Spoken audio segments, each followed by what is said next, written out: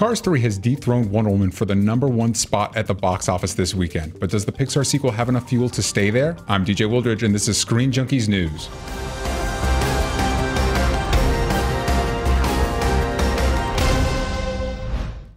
All right, Pixar fans, Cars 3 is finally here. The third installment of the franchise opened to $53.5 million this weekend, which safely secured it the #1 spot at the box office. However, this proved to be one of the weakest opening weekends for Pixar in recent years.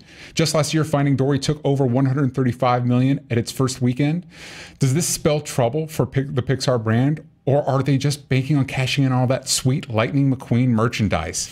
Here with me to discuss this and the rest of the weekend's receipts is Dan Merle. Hello. Hi, Dan. The answer is yes. The Cars has always been a merchandising play. Well, it's funny because I was looking at the numbers for Cars 1 and 2, and neither one of them like blew the doors off. No, I mean, this is the lowest. I mean, if you're looking at the comparisons, this is the lowest opening for the entire Cars franchise. Yeah. Which I think people should take a look at, particularly Pixar, as far as if they're going to keep making movies, this appears to have hit its ceiling. But yeah, I mean, when you read what the merchandising for Cars does, it's in the billions. I mean, I was reading that it was like the most merchandising from any movie at all. Topping Star Wars, depending on who you talk to.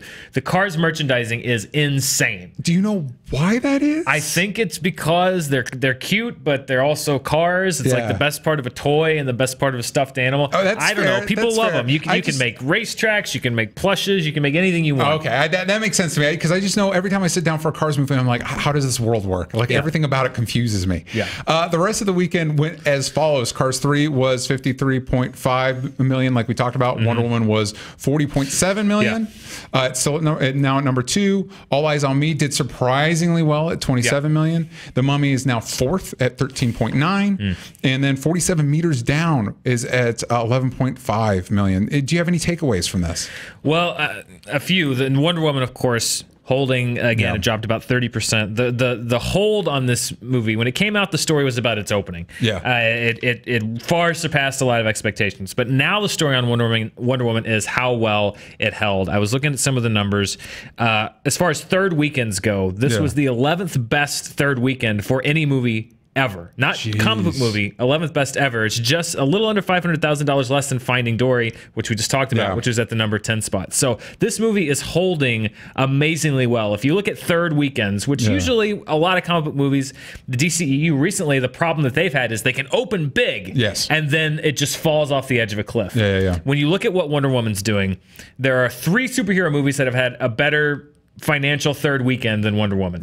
Avengers, Dark Knight, and Spider-Man. Wow. That's good company. That's really good company. Those are some of the highest grossing and most well-regarded superhero movies ever made. So the story on Wonder Woman continues to be not just that it surpassed expectations when it opened, but that it's continuing to hold. It is now on track to far surpass Man of Steel's gross. It is on track to surpass Suicide Squad's gross. It's making up some serious ground on Batman v Superman. And it's not out of the realm of possibility based on how it's doing. Now, it's going to have to really hold strong, but it could give Guardians of the Galaxy Volume 2 a run. It's about $100 million underneath it. I'm not saying it's gonna overtake it, but it could give it a run for #1 movie of the summer so far. It is within spitting distance, especially if it keeps posting holds like this. So I think that the story on Wonder Woman so far right now is like, this isn't just a movie that surprised people in its opening. This is a movie that people are continuing to either discover or go back and see again. That's awesome. So what about Rough Night, which did I'm rough. I'm sorry. It was rough. No, I mean, it's not even. It didn't even crack the top 5, which surprises me just because it's a Scarlett Johansson movie. This was a lot of people when we do the kind of handicapping of the box office. This was a movie that a lot of people kind of asterisked and said this could be a sleeper hit. This could be a sleeper top 10 hit of the summer. I think that #1, it doesn't help that the movie wasn't very well reviewed. This was not something that the critics adored. This was something in the vein of Spy or Bridesmaids, where it got that critical bump of the people saying go see it. I think the timing was strange. You know, we saw with Amy Schumer and Goldie Hawn, they opened Snatched fairly well on Mother's Day weekend. This came out on Father's Day weekend. So I don't know as far as the programming if that was maybe the best weekend to release it. Also, and there's no way that they could have known that, with Wonder Woman overperforming so well, I think not that the female audience is the only portion of the audience that would go see Rough Night. Yeah. But I think that a chunk of them are also the female audience and the general audience, to be honest, are still going to see Wonder Woman. And it's rare to see a movie play this far into the summer. So do you think it would have done better if it had a better title? That's a very generic title. It's a very generic title. I think that, again, if you're going for comedy, you have Kate McKinnon, but Kate McKinnon wasn't kind of at the forefront of this. You had really Scarlett Johansson as the face of the movie, and I don't know if people associate Scarlett Johansson with the comedy brand. Maybe if she was kicking ass in it, people would have gone to see that. And it's not the kind of like relatable, feel-good comedy that you see. It is a dark comedy. It has a dark premise.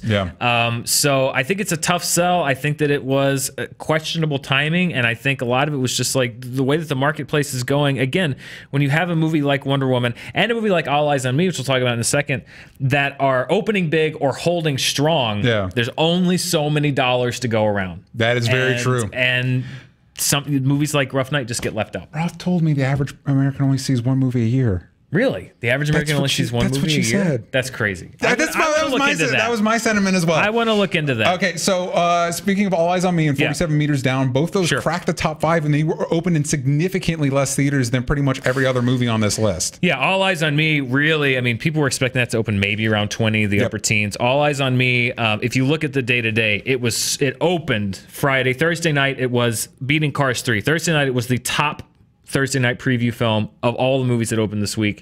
It had a very front-loaded debut, meaning it did a lot of business on Thursday night and Friday. It did a fairly good amount of business on Saturday. By Sunday, those grosses had dropped. So I don't know if All Eyes on Me is going to have the legs to leg out. Again, the reviews were bad, even amongst, I think, a lot of people that they were aiming for.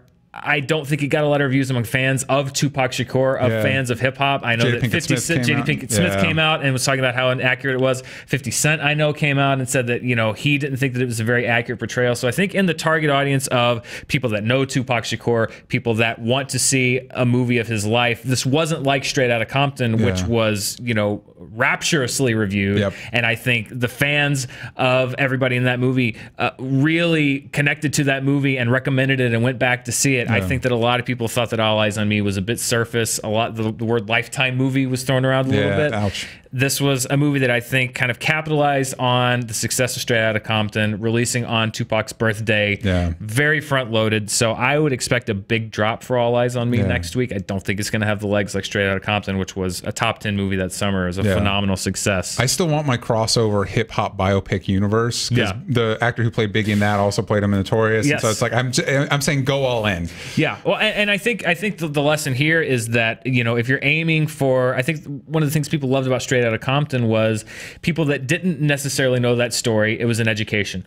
People that were fans and remembered NWA liked the fact that it was I think for most people there was some criticism about nerfing the edges a little bit, particularly on Dr. Dre. But I think most people thought that was a very accurate representation of that story. And I think the problem with a lot of the blowback on All Eyes on Me is that it really kind of sands down Tupac's legacy and the man himself in a way that I think a lot of people don't think did credit to who he was. And I think that's the difference. That's what you're hearing a lot. However, you never know.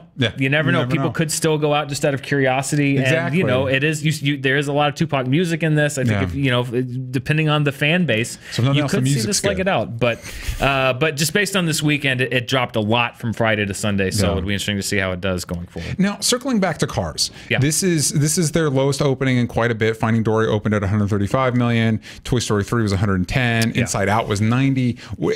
Is the takeaway like, hey, maybe cool it on the Cars movies?